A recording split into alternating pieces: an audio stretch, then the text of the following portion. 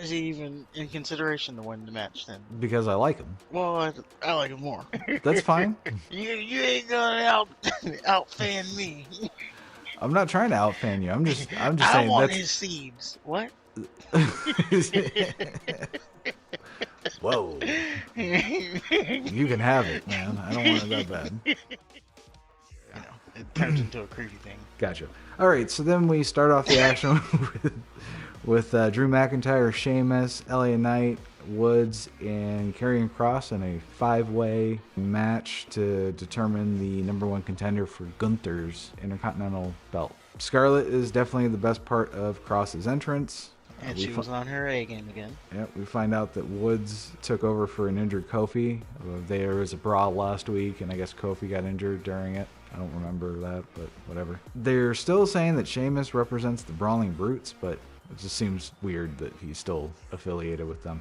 Yeah, it's weird. I really like the little interaction between McIntyre and Sheamus. They kind of built up they're angry with each other, but they're not at the point where they want to fight yet. They had them, bump into each other and have the stare downs, but they just, start bitching at each other. They wouldn't really wrestle, so they're kind of building up to the fact of when they start actually getting physical with each other. They'll probably have like a match next week or something, and it'll be a draw, and Adam Pearce will be forced to do a three-way.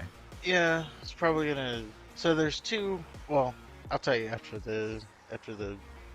we find out who wins. Okay. All right. Really liked how LA Knight formed an alliance with Karrion Kross, and then it was very old school, and of course it didn't last very long. And I like how he went for a pin. Karrion Kross interrupted the pin, so he's like, "All right, I got you. Oh, who do you want to beat up next? You want him? Oh, you want to do it? Okay, let me just stand here." And then he just decks him. Yeah. There was a part where Woods, he took out all four men by himself. He's the smallest. He's the worst. That took me out of the match completely. Gunther at one point came out to observe. There was a spot where LA Knight has Karrion Kross on the top rope, and he goes for a superplex, but then Drew McIntyre is also caught up in the Tree of Woe. Well, then McIntyre shows his tremendous core strength by German suplexing LA Knight, who then turned that into a superplex onto Karrion Kross. So my question is, how does that hurt LA Knight any more than if he would have just done the superplex? It doesn't. Okay. Because he was gonna fall. He was going back anyway. Right, and he didn't throw him any harder. He didn't throw him like across the ring or anything, so it just didn't make any sense to me. And I will point out, people were raving over this little spot. I didn't like it at all. No, it was stupid. And I'll go ahead and give you a hot take. I don't like the whole Tower of Doom spot or whatever. When they do the whole thing where the person is on the top rope with another person, and then you got the other person, the third person, come and do the power bomb. But sometimes there's like a double suplex, and then the person comes underneath and does power bomb, and they're power bombing the two people who are doing the suplex. I hate that spot. Well, it doesn't even make sense. It made sense with Cena because he was a storyline, a workout freak, and he was really strong. He would do that as just to show one more level of feats of strength that he's shown. But now they do it, and it's like Alexa Bliss will do a Tower of Doom. Yeah, come on. Yeah. Yeah, she really has done one. And Liv Morgan, come on. Yeah, and just that doesn't make any sense. That's just to have the spot.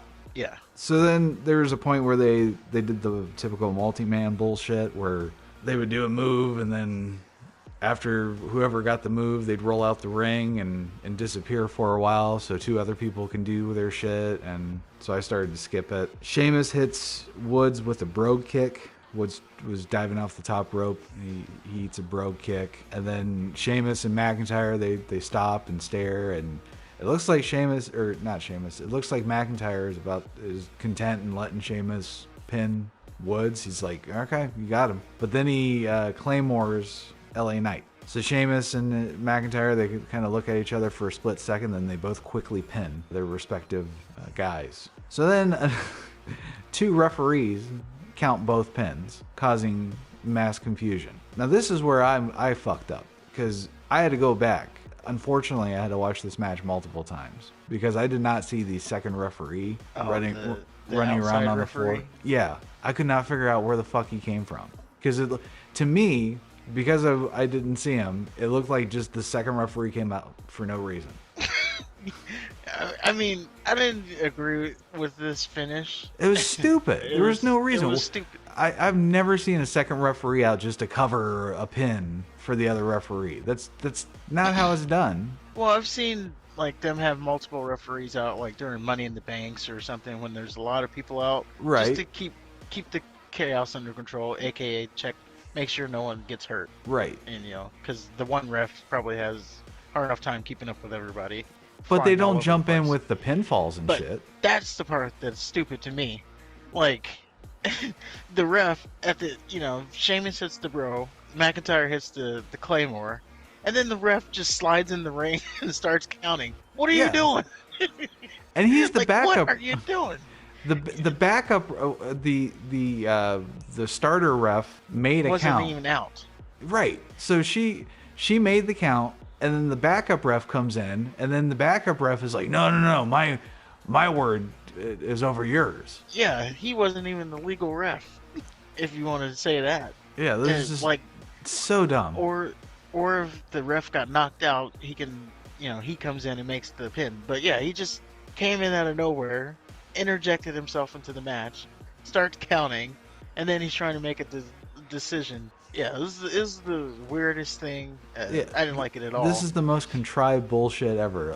This is just solely to get a triple threat match. That's all Yeah. this is. They're not even Now, trying to be subtle about it. I did like the fact that they did the double pin. What I would have done differently Not is me. I would have had. I wish Well, they would what have I done would've- something different, like fucking have LA Knight win, or who else was in it? Karrion Cross. Have one of them win. Everybody's expecting this triple threat match, so like subvert expectations. Well, I think LA Knight. Yeah, I don't know where to go with him. Nothing. He's done. I told you. Well, They fed he's it. still getting one of the biggest pops of the night when he comes out. So I wouldn't say he's buried. No, he's buried. Just because the crowd likes him. Look at how the company's treating him. I mean, he gets mic time every week. He gets an entrance every week. He hasn't fallen so far off where he's just in the ring when the when the match starts. No, just So when there's he's that. no, they book him that when he's coming out, his opponents don't even pay attention to him. They just focus on each other. See? It was a dumb finish. I wish they would have done anything but what they did. Oh yeah. That's I what was hate gonna the say. double pin because that's forcing it. Well, what I would have done if it were me, and you want to go the double pin route, I would have done it where you get the double pin. Sheamus pins Woods after the bro kick. McIntyre pins LA Knight after his Claymore. But you have the one main ref who was supposed to be the ref of this match anyway. They'd make the count. They don't see Sheamus pinning Woods. So they make the count. They declare McIntyre the winner. Then you can have the ref who's already outside come in the ring and says, no. He got the pin too. Or he got the pin.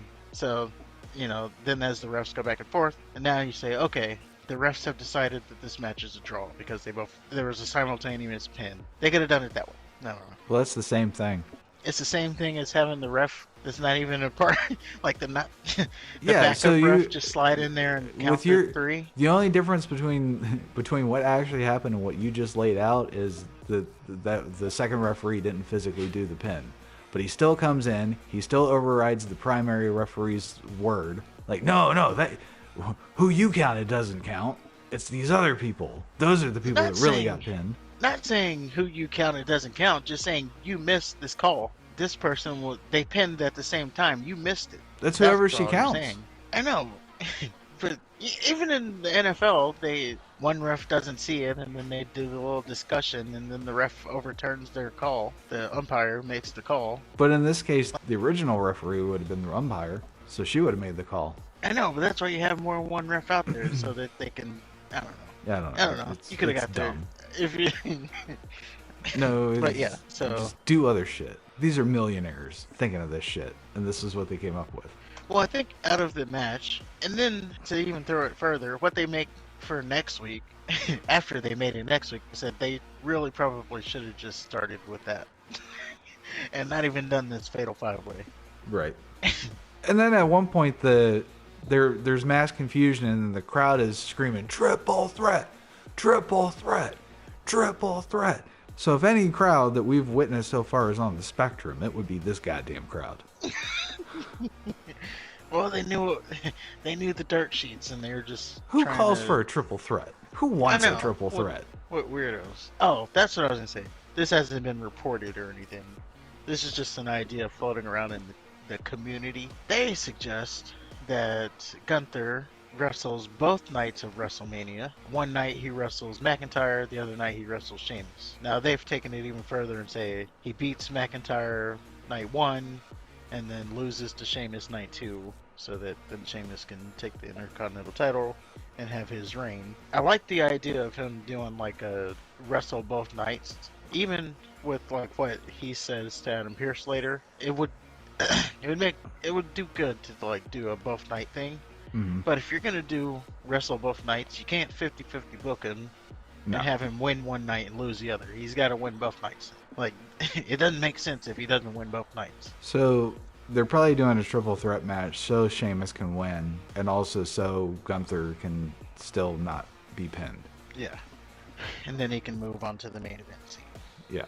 And he can chop that fucking tribal chief down and sit on his I throne. don't know if he's gonna do that. Yeah. He'll be chopping Cody. He'll chop him too. He'll chop them all. He'll chop them both at the same time. Fuck it. Just like double chop. Yeah. like like he'll stand in between him and just like cross his arms in an X and then just fling both his hands back Yep.